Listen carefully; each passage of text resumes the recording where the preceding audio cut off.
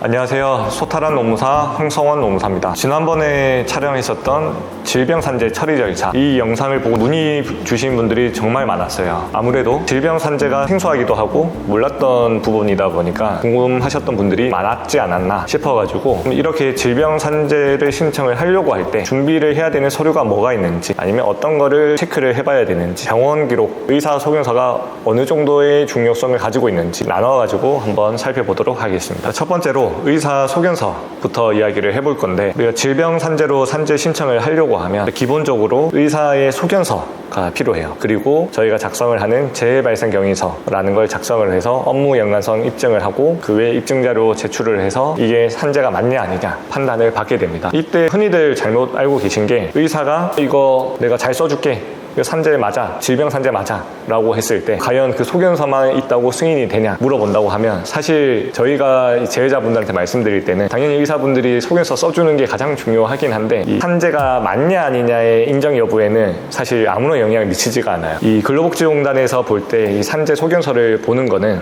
의사가 이분에 대해서 어떤 치료를 어느 정도 기간으로 해야 되는지, 그 다음 진단명이 뭔지 이 정도만 보게 되고, 이분의 질병이 업무 연관성, 산재가 맞냐 아니냐는 저희가 제출을 하는 재발생경위서랑 입증자료를 보고 판단을 해요. 즉, 이 의사 소견서를 보고 판단하지 않는다는 거예요. 사실 병원에서는 이런 소견서를 저희가 요청을 했을 때 사실 거부할 이유가 없어요. 왜냐하면 판단은 근로복지공단에서 어차피 별도로 판단을 하기 때문에 본인들이 이게 산재가 맞냐 아니다 할 필요도 없고, 적는다고 한들 아무런 영향을 미치지가 않는다는 거죠. 그래서 첫 번째의 좀 핵심은, 병원에서 써주는 의사 소견서가 필수 제출 서류는 맞지만 산재 인정 여부에는 크게 영향을 안 미친다. 다만 병원에서 잘 써준다고 하면 그걸 거부할 이유는 없겠죠.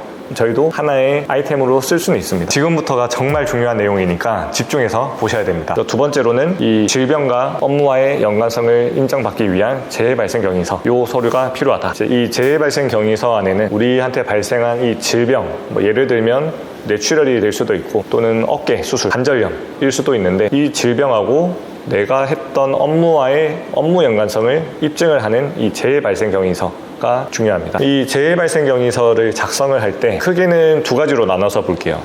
근골격계 질병이 있을 거고 뇌심질환 질병이 있어요. 이때 근골격계 질병 같은 경우는 우리가 그냥 생각을 해봤을 때 골병이니까 몸 쓰는 업무를 했을 때 이 병하고 연관성을 지어야 되겠죠. 그러면 이분이 했던 업무, 어떤 일을 얼마나 몇 시간 동안 하는지, 예를 들면 조족공이다 라고 하면 아침 출근을 6시 반에 해서 아침 체조를 하고 7시부터 소음반이라고 하죠. 1층에 있는 벽돌들을 작업할 공간으로 1층, 2층, 3층, 4층으로 운반해주고, 몇 시부터 몇 시까지는 또 믹서 업무를 하고 운반을 하고, 그럼 하루에 이 벽돌 운반하는 양이 나오겠죠. 그럼 하루에 총 취급하는 중량물이 나올 거고, 그리고 이 중량물 취급을 할 때 어떤 자세로 들고 이동을 하는지, 그리고 계단은 하루에 얼마나 오르락 내리락 하는지, 이런 내용들을 다 수치적으로 정량화해서 기입을 하고, 이 업무를 우리가 객관적으로 입증되는 몇 년 동안 이 업무를 했으니 이거는 연관성이 있다, 간단하게 얘기하면 이런 식으로 주장을 한다라고 봐주시면 될 것 같고, 그리고 이런 뇌, 심장 같은 경우는 과로가 중요하다 보니까 제자가 했던 업무에 대한 내용, 어떤 스트레스를 받는지, 아니면 최근에 안 하던 업무였는데 어떤 업무가 들어왔는지, 아니면 회사로부터 어떤 징계를 받았는지, 고객한테 어떤 컴플레인을 받았는지, 최근 3개월 동안 과로가 몇 시간 정도 있었는지, 이런 카톡 내용, 또 통화 녹음, 이런 것들 다 살펴보고 주장을 하게 됩니다. 그래서 어떻게 보면 이 근골격계 같은 경우는 이 신체적인 업무가 중요하다라고 하면, 뇌심질환 같은 경우는 업무의 내용이라던가 근로 시간이라던가 비정형화된 어떤 업무가 갑자기 왔는지, 좀 이런 내용들이 중요하게 영향을 미친다. 세 번째는 입증자료인데요. 방금 두 번째 얘기했던 이 재발생경위서를 뒷받침하기 위한 객관적인 입증자료예요. 예를 들면 건설근로자들 같은 경우에는 내가 이 일을 몇 년 동안 했는지가 정말 중요하겠죠. 그럼 건설근로자 공제회에 있는 경력증명서라던가 4대 보험 내역이라던가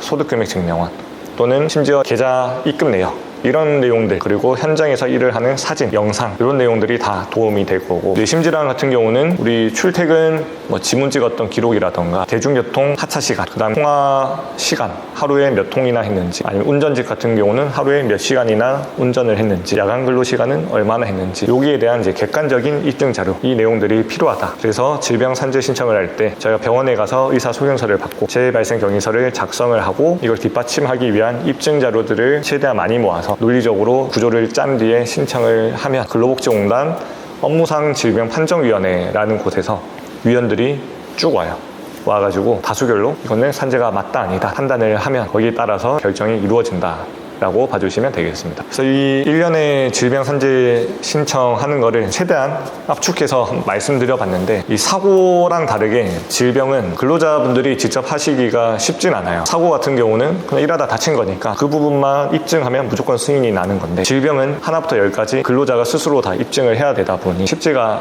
않죠. 그래도 이 영상을 보시는 분들은 이제 주변에 어떤 분이 어깨 수술했다 생각해 볼 수가 있겠죠. 저 사람 무슨 업무 했더라, 혼자 탁 추리를 하다가 산재가 가능할 수도 있겠다, 한번 직접 해보셔도 되고, 그게 아니더라도 적어도 그 전에 상담을 받아보시면 좋지 않을까, 그렇게 생각을 합니다. 추가로 궁금하신 사항이 있으면 여기 아래 번호로 편하게 전화 주시면 무료로 상담 도와드리고 있으니까 편하게 전화 주시면 좋을 것 같습니다. 이상 소탈한 노무사 황성원 노무사였습니다.